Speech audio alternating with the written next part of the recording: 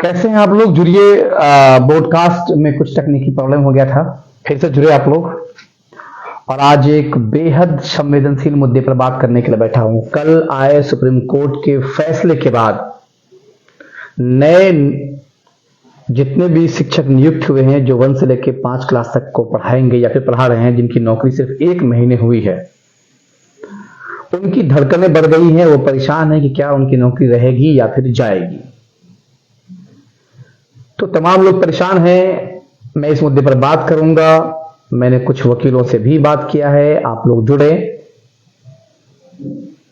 और शेयर करें, ताकि क्योंकि मैं आम लोगों को बताऊं कि अभी जो नई नौकरी हुई है, जो भी नए शिक्षक बीपीएससी से पास होकर आए हैं, उनमें से 50,000 से भी के आसपास में ऐसे शिक्षक हैं जिनकी नियुक्ति 1 से लेकर 5 क्लास तक, 1 से लेकर 1 to 5 बोल सकते हैं कि 1 to 5 क्लास में हुई है, जिन्होंने एनआईओएस से डिप्लोमा कोर्स किया था 18 महीने का। अब वो नौकरी में आ गए हैं। उन्होंने कई सारे एग्जाम को पास करके, कई सारे परीक्षा को पास करके, दिन रात मेहनत करके, एक करके उन्होंने इस परीक्षा को पास की और बड़े जद्दोजहद के साथ, बहुत मेहनत के बाद उन्हें ये नौकरी मिली। अब उनकी नौकरी का क्या होगा? क्योंकि कल सुप्रीम कोर्ट ने एक फैसला सुनाया है। कल 28 तारीख को उत्तराखंड के नैनीताल हाईकोर्ट के एक फैसले को पलटते हुए सुप्रीम कोर्ट ने एक मिसाल दी है कि 23 अगस्त 2010 और 29 जुलाई 2011 को जारी नोटिफिकेशन में एनआईओएस द्वारा कहा गया था कि 2 साल के डिप्लोमा की वैल्यू होगी, जिसमें 18 महीने का डिप्लोमा का कहीं कोई चर्चा नहीं है। और ये जितने भी शिक्षक आए हैं, ये लोग 18 महीने के डिप्लोमा कोर्स करने के बाद ये बहाल होकर आए हैं। और लोग जुड़े ताकि मैं अपनी बात शुरू करूं। और क्यों परेशान हैं नवनियुक्त शिक्षक?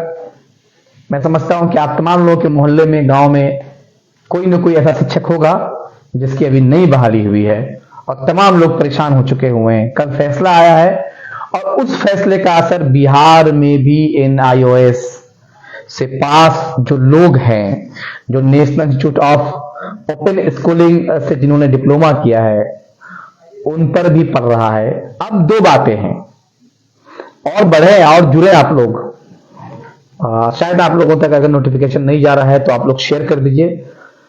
अगर आप इस न्यूज को शेयर करेंगे तो जो लोग टीचर हैं या फिर जिनके घर में लोग टीचर हैं, उन तक ये खबरें पहुंचेंगी, तो उनको कुछ फायदा शायद हो जाए। मैंने हाई कोर्ट के कुछ वकीलों से बात किया है और सुप्रीम कोर्ट के भी कुछ वकीलों से मैंने बात किया है।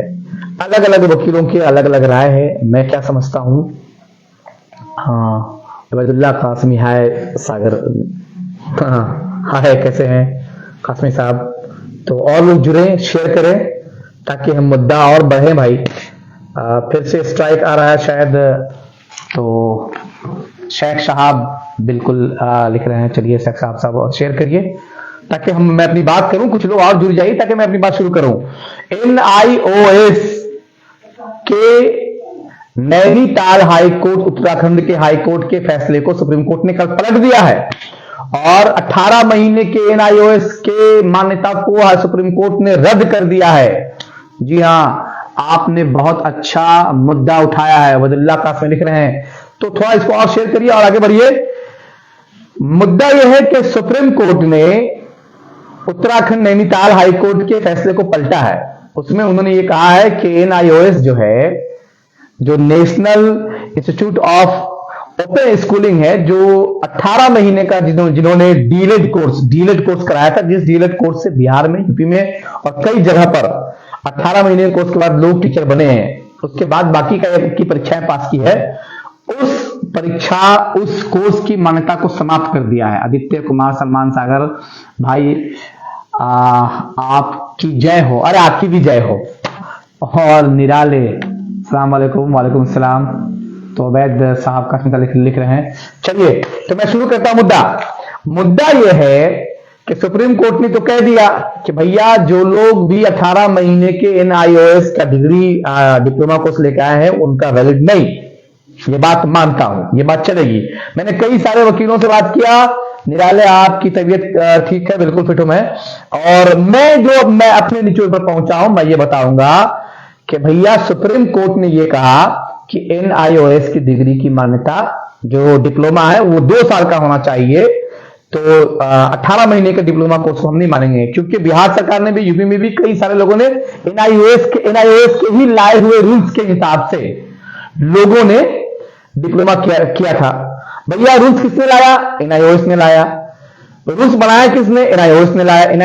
NIOS ही 2010 में कहती है कि भाई 2010 में, 2011 में ये कहती है कि 2010 के 23 अगस्त को और 29 जुलाई 2011 को कहती है कि भैया 2 साल का डिप्लोमा कोर्स होगा, वो मान्यता होगा, उसकी मान्यता होगी।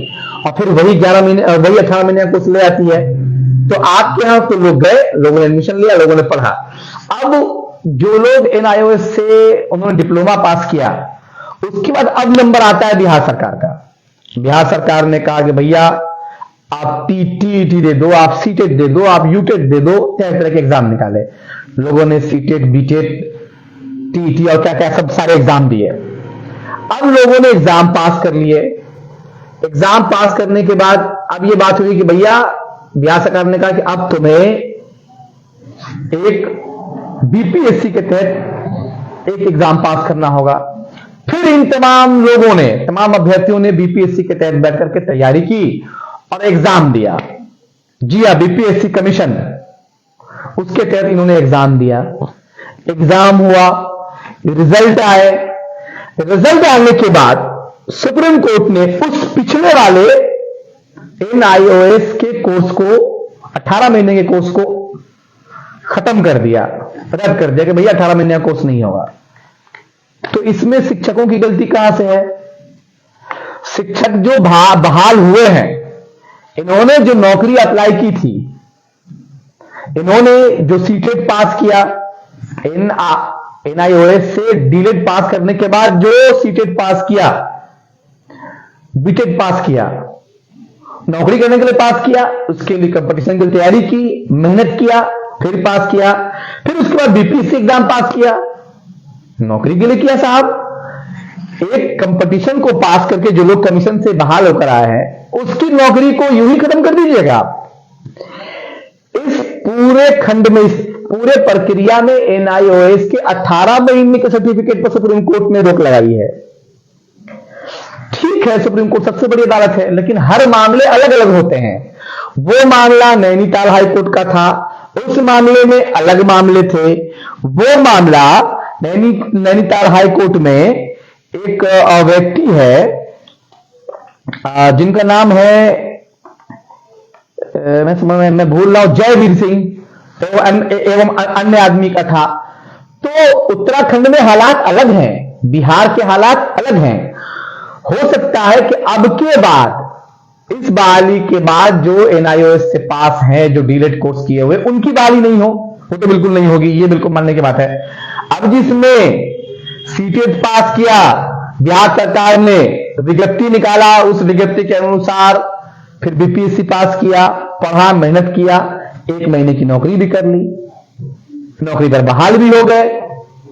इससे पहले 2 तरह का इन्हें ज्वाइनिंग लेटर मिला, एक औपबंधिक लेटर मिला और अब उसके बाद फिर ट्रेनिंग हुई है, फिर 15-20 दिन के बाद परमानेंट मिल गया और उसके अब 1 महीने हो गए।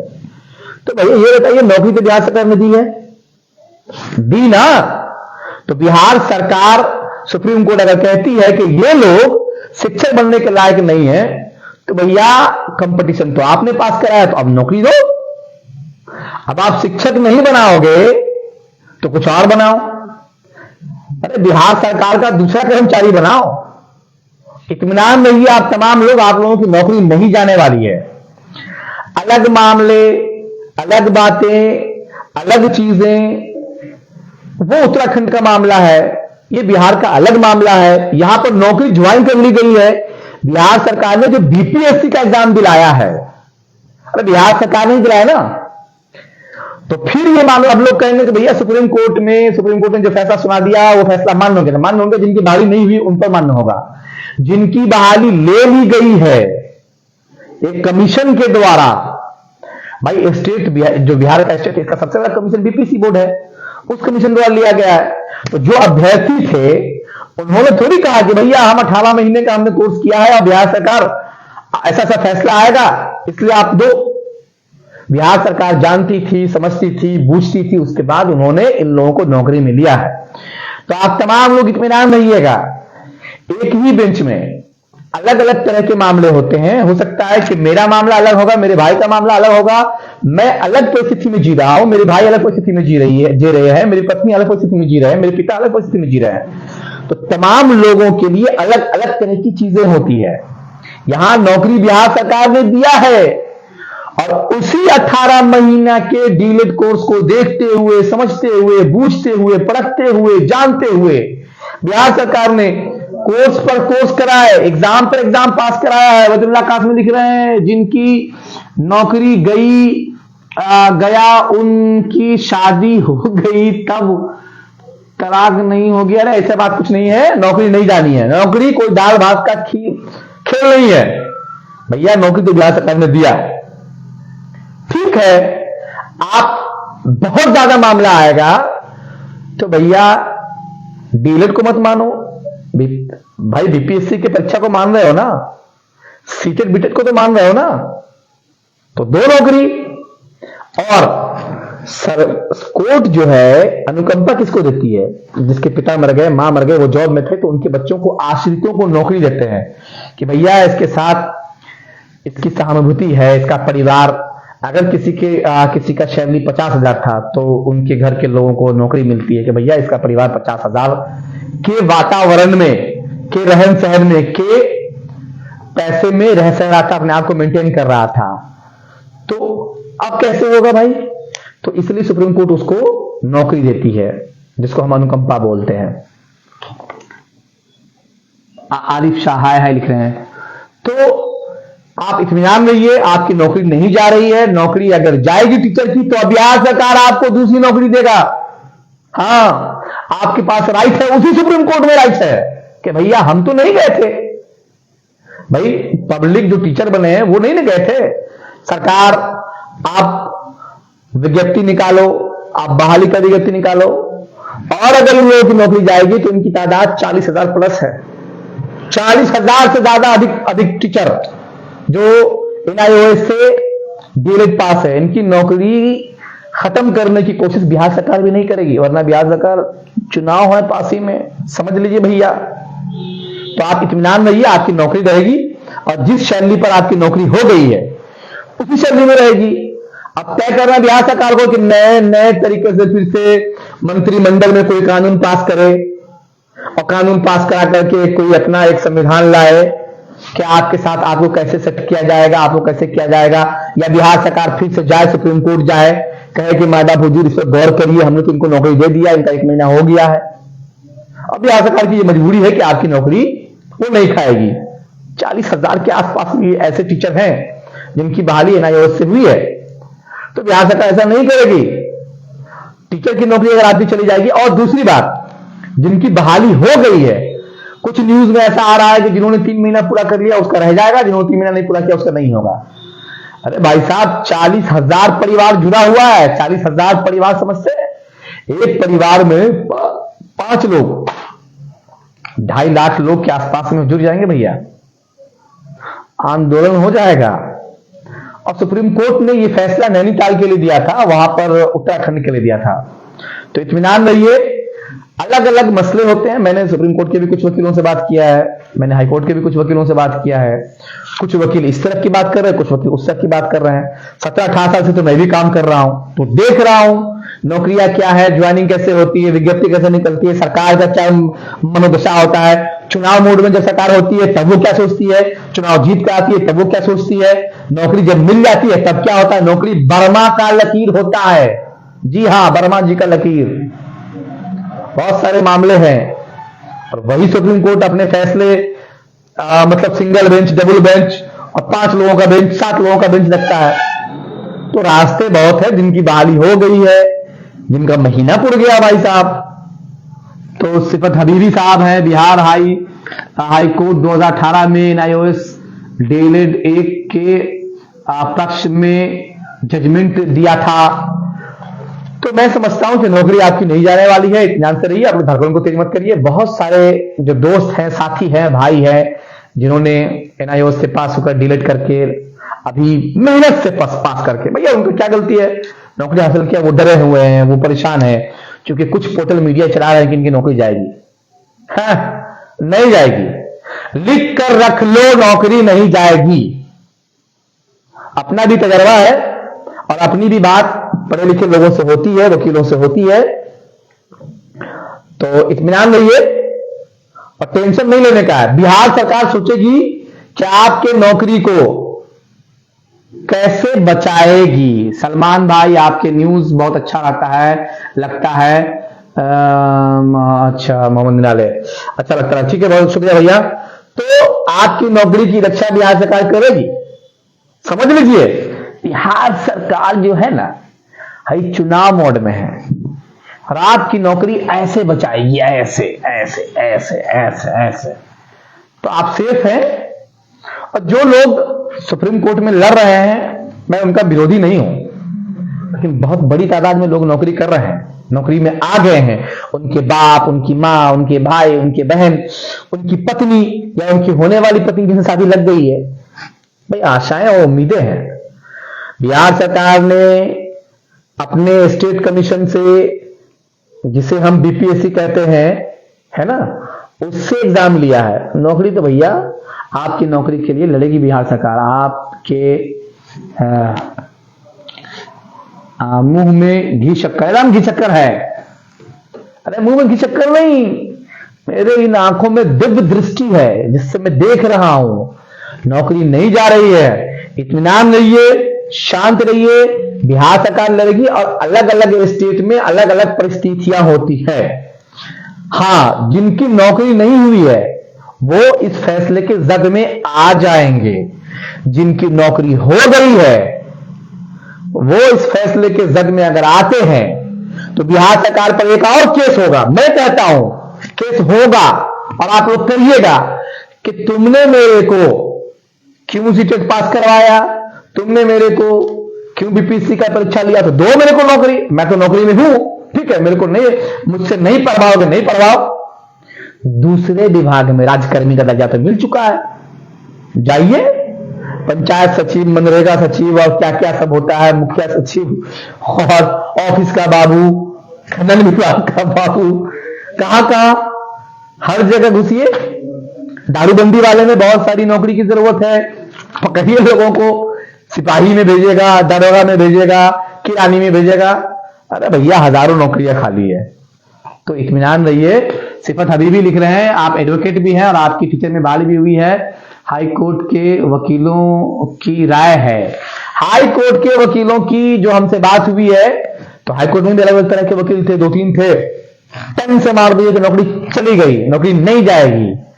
और उसी में कुछ विद्वान वकीलों से बात हुई है, उन्होंने भी बहुत सारे कॉज दिए हैं, बहुत दिन से। बिल्कुल आज दिन भर हाई कोर्ट और सुप्रीम कोर्ट के वकीलों से बात कर रहा हूं। कुछ लोग हमारे फैमिली के लोग हैं, उन लोगों से बात हुई है, संजीदगी से बात हुई है। तो बताया है उन लोगों ने। कुछ लोग तो अपना टेंशन मार रहे हैं कि हाँ ये हो गया, वो हो गया। नहीं होगा, नहीं होगा।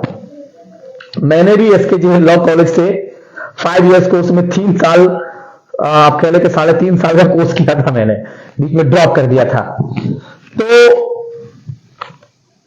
एमडी निराले भाई, खुशी के मारे खाना हजम नहीं हो रहा है। अरे कोई बात नहीं, आपकी नौकरी नहीं जा रही है और नौकरी जाएगी तो बिहार से, अगर भैया आपकी नौकरी तो हो गई, फिर केस करिएगा कि चलो ठीक है हमको बिहार सरकार नहीं पढ़वाएगी तो दूसरा नौकरी दो।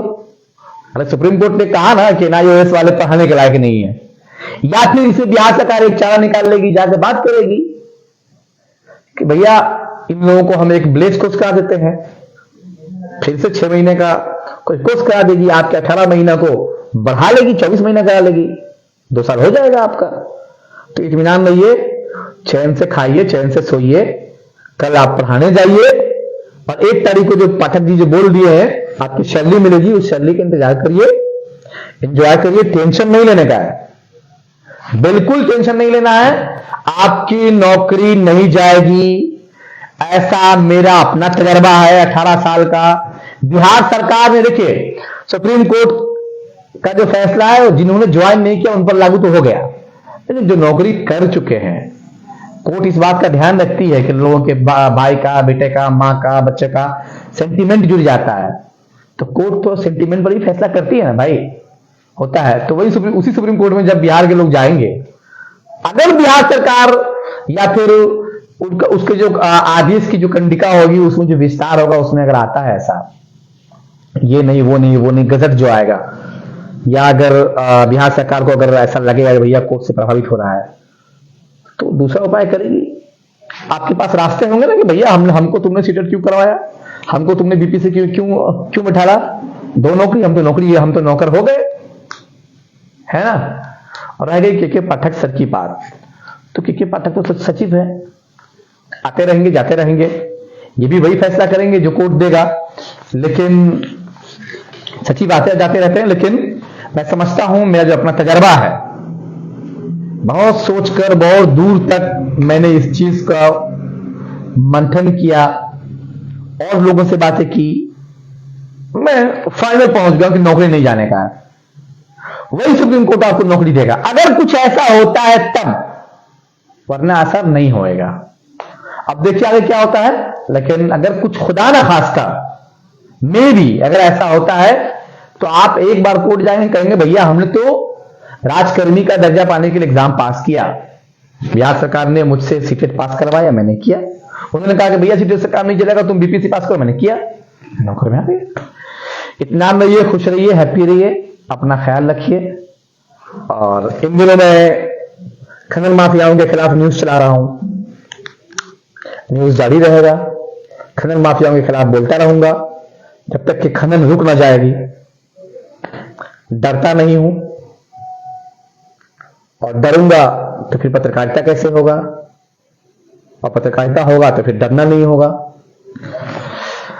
शेयर करिए इस न्यूज को और अपना प्यार विश्वास देते रहिए, ताकि मैं इसी तरीके से काम करता रहूं। शुक्रिया, आदाब, सलाम।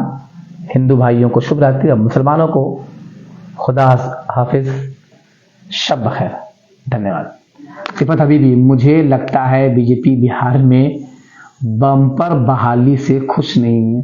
अच्छा कोई हो, मैं इस मुद्दे पर नहीं बोल सकता हूं, आपकी नौकरी नहीं जा रही है। धन्यवाद।